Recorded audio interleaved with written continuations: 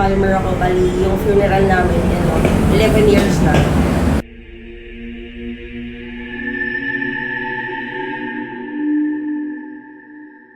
Actually, totoo, marami talaga. Kaya lang minsan hindi na namin pinapansin pag may mga ganun.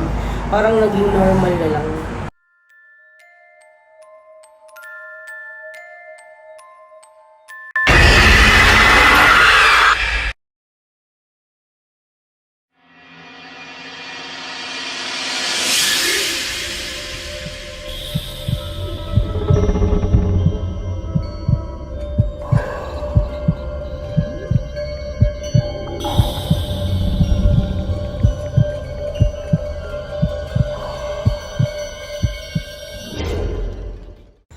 May ilang mga lugar dito sa Pilipinas na may brutal na nakaraan.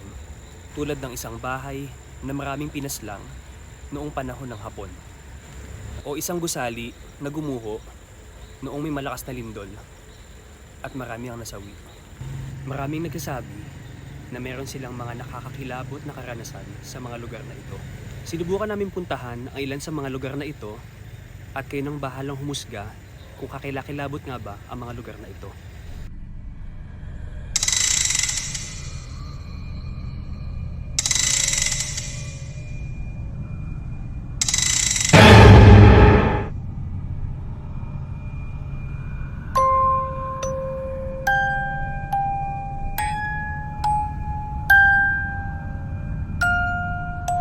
Tinawag itong bahay na pula dahil sa nangingibabaw na pulang kulay na kalaunay naging simbolo na madugong nakaraan nito.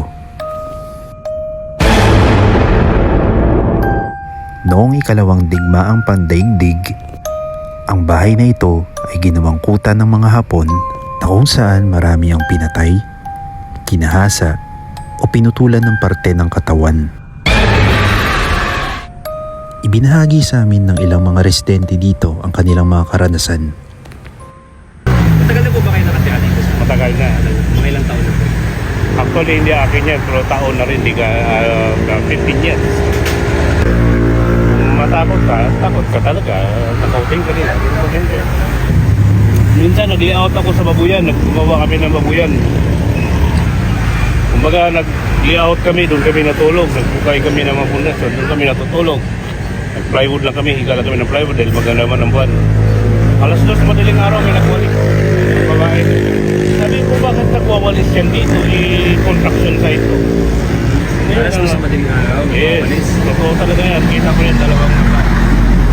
Hindi lang ako nakakita. Kahit di pa interview ko yung mga tao na nakakita niyan.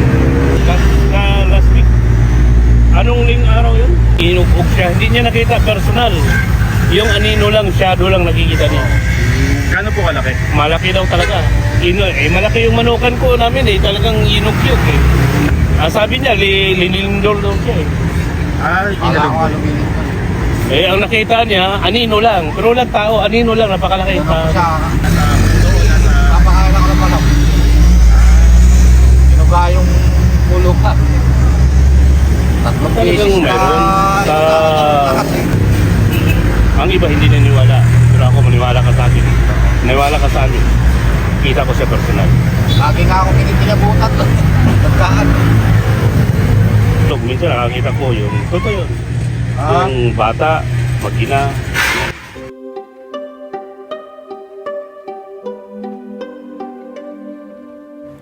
Isa rin sa mga lugar na may madugong nakaraan ang Intramuros. Sumama kami sa isang night tour upang magkaroon ng mas malalim na kaalaman sa naturang lugar na ito.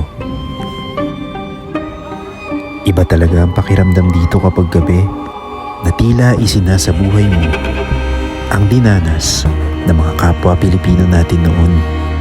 Ang nasasaksiyan ninyo ngayon ay mga piitan na kung saan marami ang pinahirapan, tinorture, at pinatay.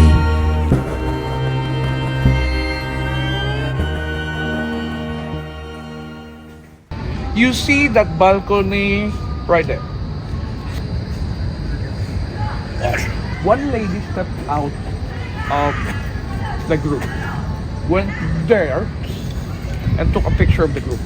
she was able to capture the group, no? And something else. But the picture that I was able to take was a silhouette of a woman standing there. I zoomed it, but no matter how we zoom it, you know it's a woman because the shape is a woman. It's like we're looking at a shadow. You know what the color of a shadow is? It's all black. Yeah. And everyone went there running. Ring, torture ring. Hindi namin lubos maisip ang iba't ibang paraan ng pag-torture sa mga Pilipino bago sila pinatay. Saksi ang mga pader na ito sa napakaraming bilang na mga kaluluwang sumisigaw at humihingi ng hustisya.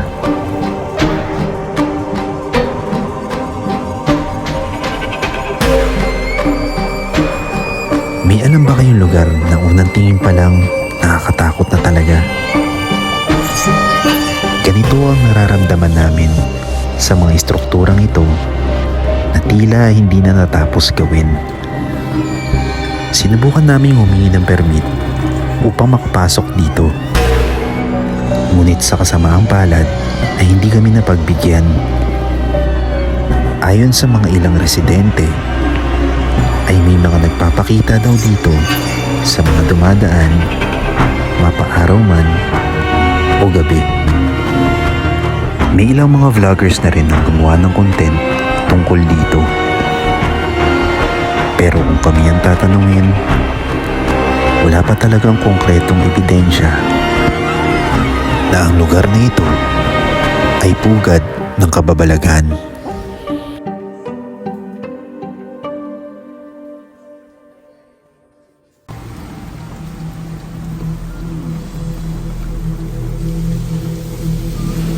Noon pa man, kilala na ang Baguio dahil sa malamig na klima at mga sikat na pasyalan. Kabilang dito ang Hyatt Hotel na sa kasamaang palad ay kumuho noong lindol noong 1990. Tinatayang nasa 50 katao ang nasawi nang gumuho ang gusaling ito. Ilang mga drivers ang nagsasabi na may mga kaluluwang nagpapakita dito na may anyong naaagnas o lasog-lasog na katawan.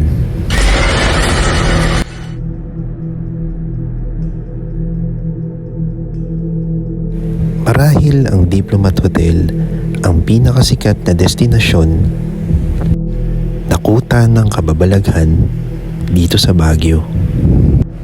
Marami ang nagsasabi na may karanasan na sila dito na kung saan nakakarinig sila ng mga pag-iyak, pagsigaw, tunog ng kadena o makakita ng paring pugot ang ulo.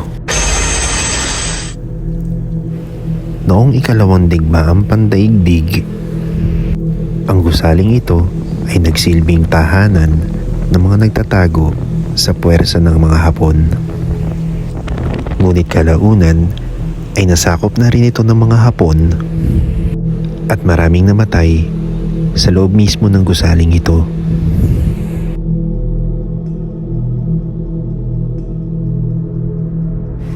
Dati-rati pwede pang makapasok sa gusaling ito. Pero dahil na rin sa mahinang integridad ng istruktura, kaya pinagbawal ng pumasok.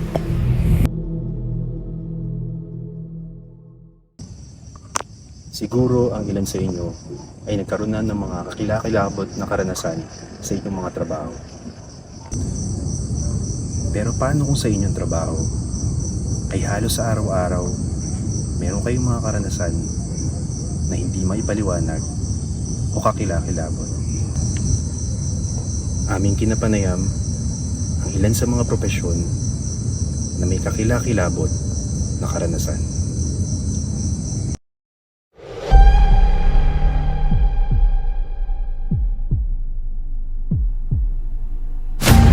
Gaano katagal ka nang nagtatrabaho bilang security dito? Mga 3 taon nung nagsimula ako mag-apply. Yung hindi ko makakalimutan na experience yung sa bata. Kasi palagi tuwing madaling araw. Tsaka sa nararamdaman din ng ng mga ibang guard yun. Tuwing night shift. Umiiyak lang yung yung naririnig namin. Tuloy-tuloy na iyak pero hindi ganun kalakas. Yung iyak na parang nahihirapan. Nagsisimula yun 2:00. Mga siguro 30 minutes nawawala. Bumabalik din hanggang mag 3:00. Ayun nga, hinahayaan ko na lang. Kasi nasanay na din ako sa ilang taon. Pag naririnig ko yun, binabaliwala ako na lang. Tapos naglilibang ako ganun, nag-cellphone.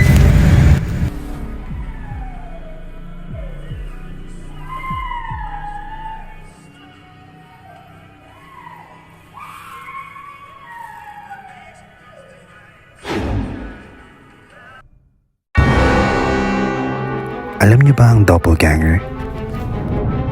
Ito ang karanasang ibinahagi sa amin ni Kuya Bert sa kanyang trabaho.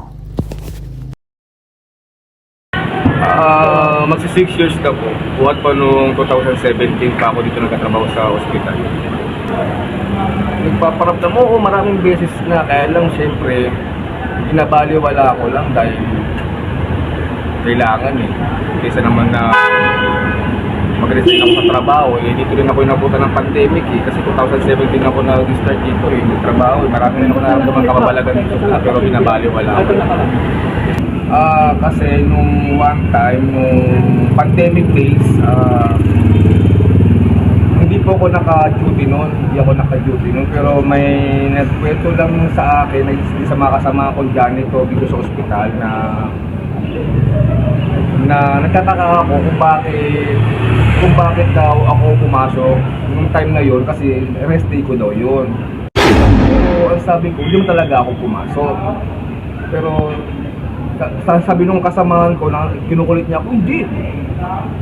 Tinatawag ka hindi mo ko kinitibo sabi ganun. Kumbaga parang naisip ko na parang ang nangyari sa kasamahan ko, parang yung nagkaroon ako ng doppelganger yung time na yun.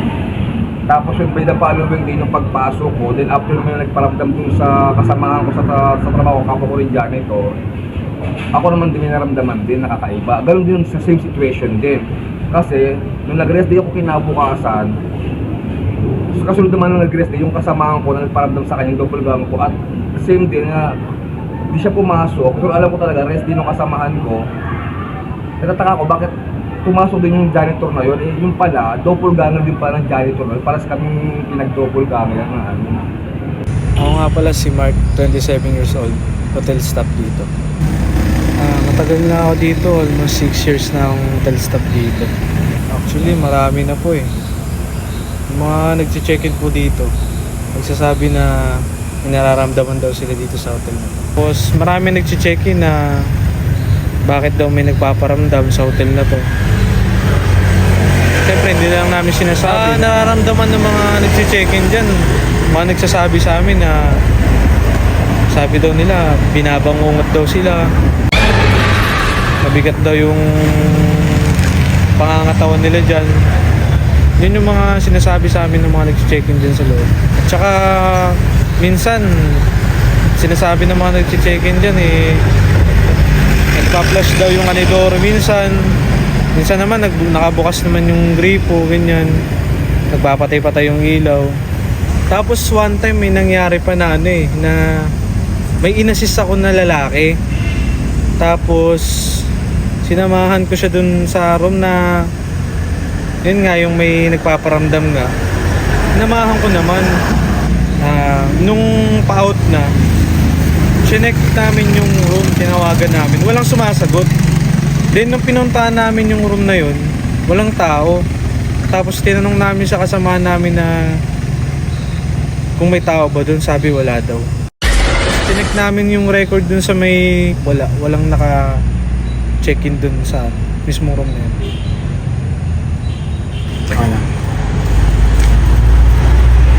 Matagal na ako dito naninirahan. Ito na yung Bali, pangalawang tahanan ko.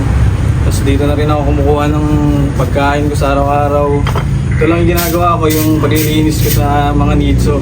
Dito na ako natutulog, may bahay ako dito sa kabila. Tapos ayun, tagal na ako dito, halos ayun, nakasanay ako na rin dito. Kung saan, kabisado ko na yung buong paligid ng sementeryo na to. Meron din, may nararamdaman din ako kahit minsan di ko na lang pinapansin eh. May mga naririnig ako dito. Bigla na lang ako nagising ng umaga, madaling araw yata yun. Kasi may sumisigaw. Ayun, yung napansin ko. Tapos ayun, hindi ko lang, parang natulog lang ako ulit. Pinabayaan ko na. Ayun, nung una hindi ko siya pinapansin eh. Kasi akala ko parang may dumaan lang. Tapos nung paghiga ko ulit, parang nagparamdam ulit. Tapos nung bigla akong napatayo, pagtingin ko sa likod, ayun, nakita ko babae. Talagang walang ulo. Hindi, kasi talagang kitang-kita ko talaga harap-harapan. Siyempre ako lang mag-isa nun, wala naman ako ibang kasama.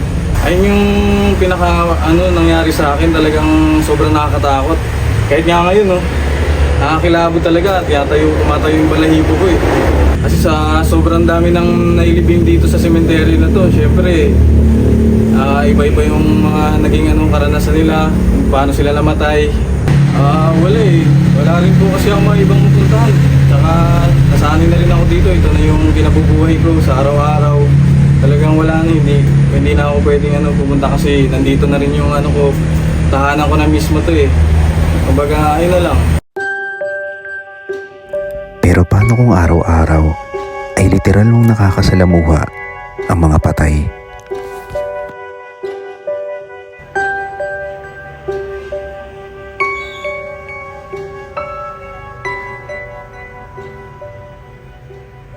Introduce ka mo.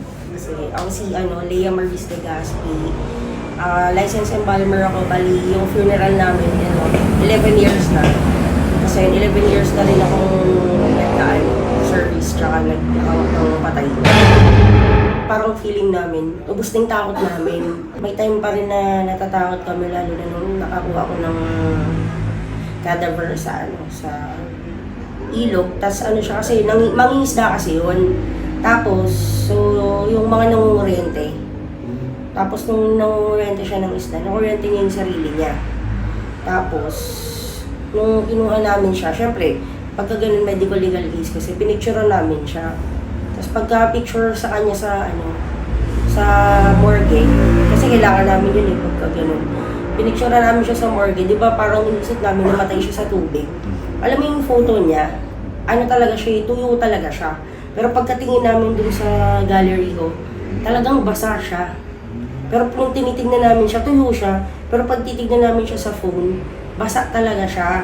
Tapos parang inigdaw na lang namin. Tapos nung time na binigay na ng pamilya yung damit niya. Siyempre, bibigay ng pamilya yung damit niya, tuyo. Pagkatingin namin dun sa damit niya, basa yung damit niya. Nung panahon kasi nagsimula yung pandemic, I'm sure maraming namatay. Oo, also, sobra. bawal kasi bawal pa kasi pa-living nun Lahat talaga, cremation. So, yung mga experiences din pa kayo. Oo, talaga nung pandemic, talagang sobrang takot na takot talaga kami. Kasi natatambakan kami ng cadaver Dahil nasisira yung mga crematorium, mga machine ng cremation. Nasisira talaga dahil sunod-sunod yung mga kinikremate. Tsaka ito pa yung mga mga urn na natatambak sa amin. Natatambakan kami ng urn. Tapos, yung na-experience talaga namin nun, kasi nga nag-positive din yung pamilya, di ba? Normal naman. Positive yung family. Tapos, yung urn, hindi nila nakuha agad. Tapos, yung girlfriend ng isang helper namin, hindi namin alam, akala namin na maarte lang siya. Kasi di ba, minsan may isip mo maarte lang yung pamilya. Bigla na lang siyang sinapian, tapos sinasabi niya talaga yung pangalan nung nandun sa urn na tenga dito sa office namin. Tapos yung urn na yun, binanggit niya talaga yung buong pangalan. Kaya akala namin lang siya sa pisapian, gano'n. Kaya sabi namin, binanggit niya yung pangalan ng patay. Tapos nagulat na lang talaga kami na sinasabi niya na ano yun po, parang pakuha niyo na ako dito sa ano, kung bilang ako si ganito, ganyan, binanggit niya na nga yung full name niya, di ko na lang babanggitin kasi bawal nga. Sa sobrang takot namin, kailangan pa rin namin harapin kasi nga, ayun na yung ano yung kasama sa negosyo namin eh. Pagka nandun ka na talaga sa sitwasyon mismo, may isip mo na may mga ganun palang nangyayari.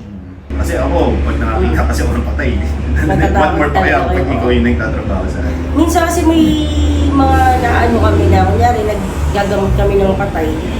Ano, dumadating talaga sa point na minsan kinikilabutan kami dun sa dating nung patay sa amin. Pero ano talaga wala. Pero sa morgue, yan, normal talaga na may mararamdaman ka.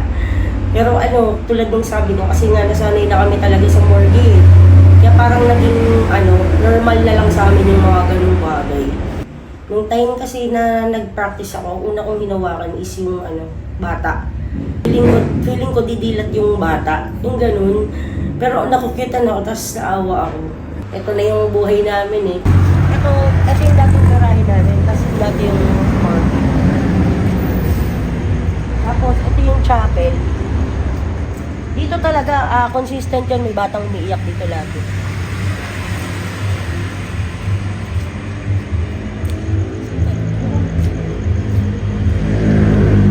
Madulas. Dito kami nung time ng tukhawan. Dito kami maraming natenga dati na tukhaw. Pagka ganyan, minamas na lang namin sila. Libing, lahatan. Pati yung mga yun, minsan nagpaparamdam din naman yung mga yun, kaya lang hindi na namin pinapansin kasi nasanay na talaga kami. Pero sa totoo lang, kinikilabutan ako ngayon. Marahil lahat sa inyo na nanonood nito ay mayroong cellphone. At sa maraming beses ay nasubukan nyo ng kumuha ng litrato o video gamit ito. Pero paano kung sa pagkuha ninyo ng litrato o video ay may magpakitang mga elementong hindi maipaliwanag? Tunghayan natin ang ilan sa mga nakalap naming mga nakakakilabot na video. Ito ay kuha sa dashcam ng aming sasakyan habang binabagtas ang isang daan sa Bulacan.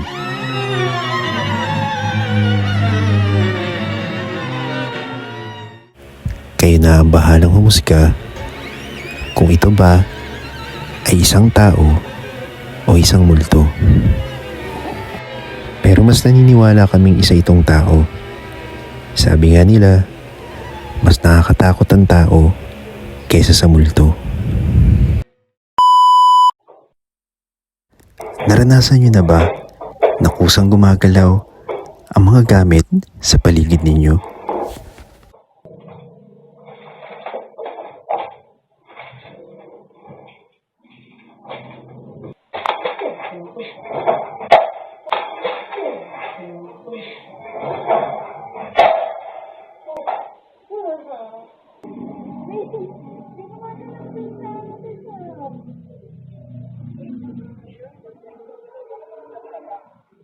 Hindi naman eh. Kala ko nga di bulag, nandito di bulag eh. Eh, nandun naman sa kusina, di bulag eh. Hindi naman sa yun eh.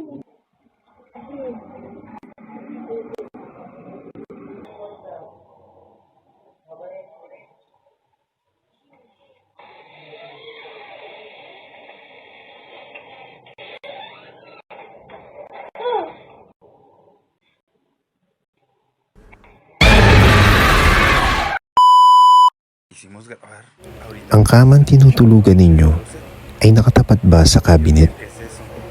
¿Hay alguien ahí? ¿Quieres algo? ¿Qué es eso? ¿Qué es eso? No inventes, ¿qué es eso? ¿Qué es? Se abrió, se abrió, se abrió, se abrió, se abrió, se abrió. Espérate, cálmate, cálmate, cálmate. ¿Hay alguien ahí? ¿Te podemos ayudar? ¿Necesitas algo?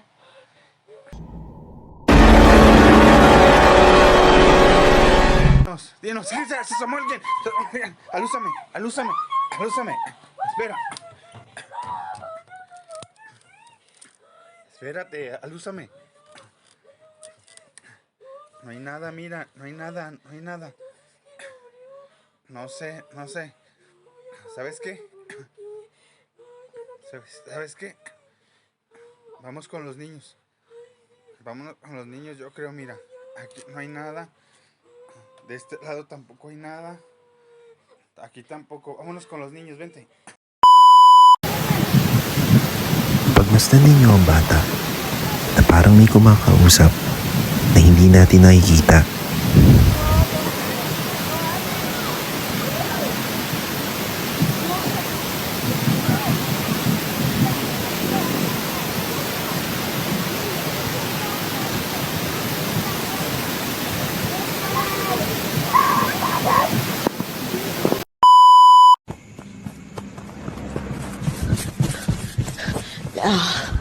Empty ba siya?